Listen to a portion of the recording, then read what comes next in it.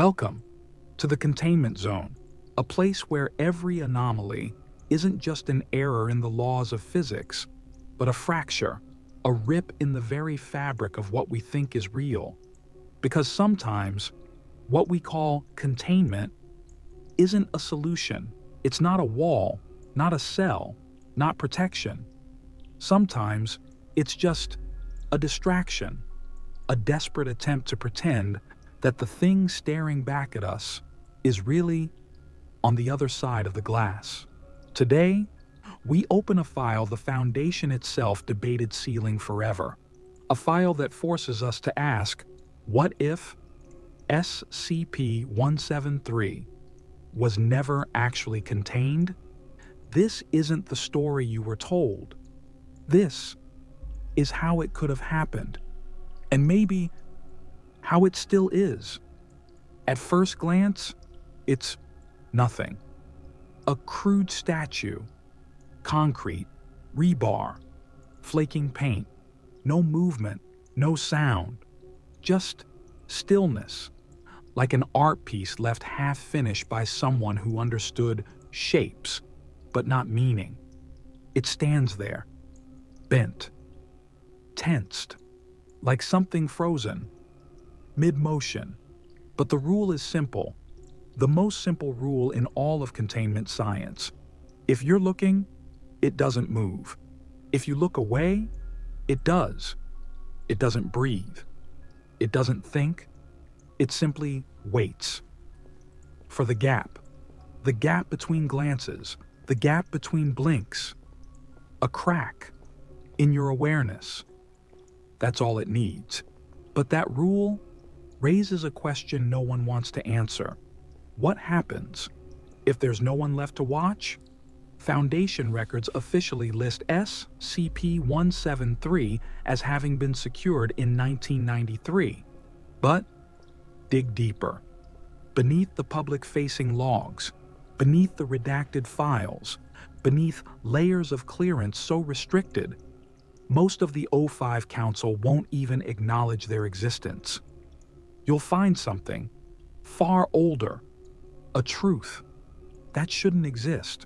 14th century monastic scrolls, faded, torn, almost illegible, depict a figure, head tilted, limbs impossibly twisted, neck too long, arms bent the wrong way. Beside it, a phrase scratched into the margins with something sharp enough to tear the parchment itself. Keep your gaze, let no eyes falter. But even that is recent history. Mesopotamian clay tablets, 4,000 years old.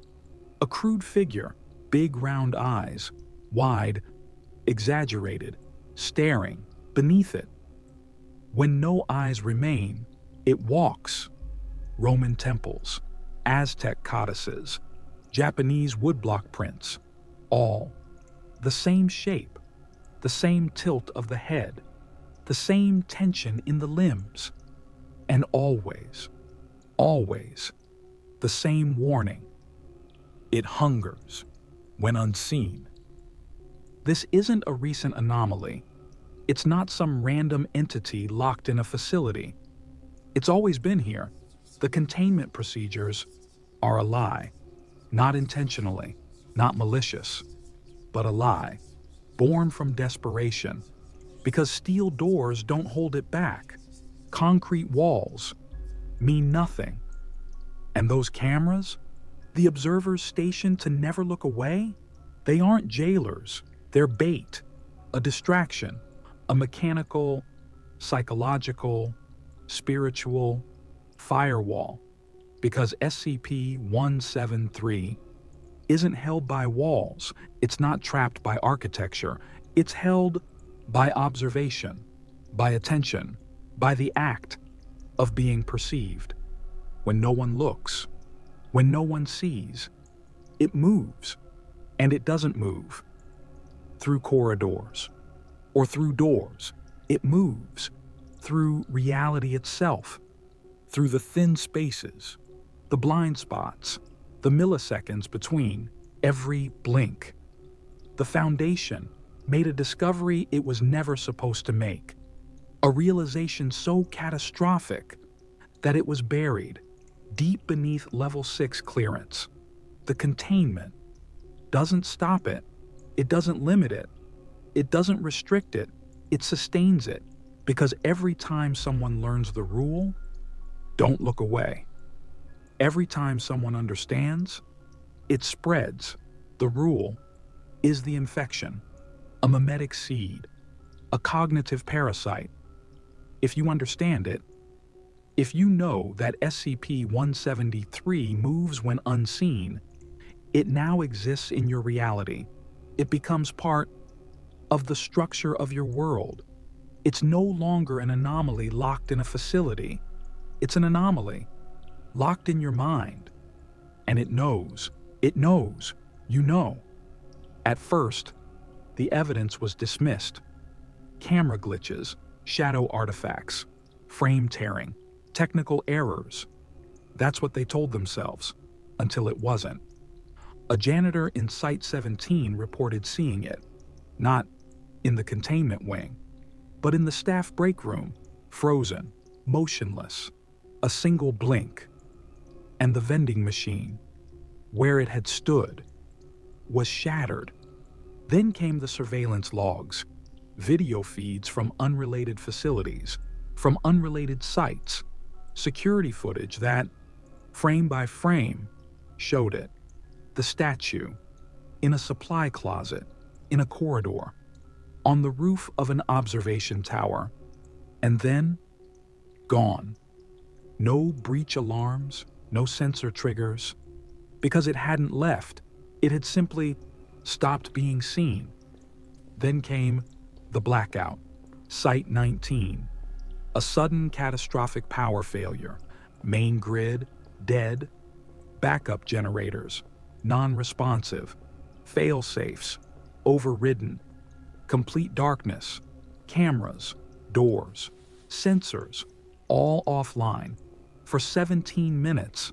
When systems rebooted, the cell was sealed, untouched, no breach detected, except the observers weren't there because every single staff member assigned to SCP-173 was found in the command center, not injured, not damaged, just staring, unmoving, frozen in place, eyes wide open, bloodshot, tears streaming, every single one of them, refusing to blink. Some were whispering, don't close them. Don't blink. It's still here. And in the center of the room, it standing, head tilted, arms cocked back, facing the observation deck.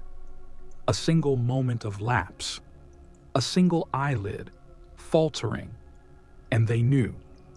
They knew what would happen next. After the blackout, a terrible truth surfaced. The cell was never the containment. The walls, the cameras, the observers, they were never meant to trap it, because SCP-173 isn't contained in the room. It's contained in attention, in observation, in perception itself.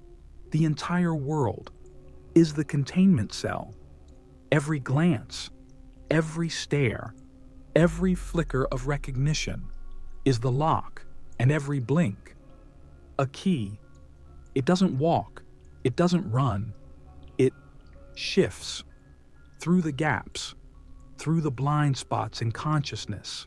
It lives in the space between perception and absence, a predator, not bound by walls, not restricted by geography.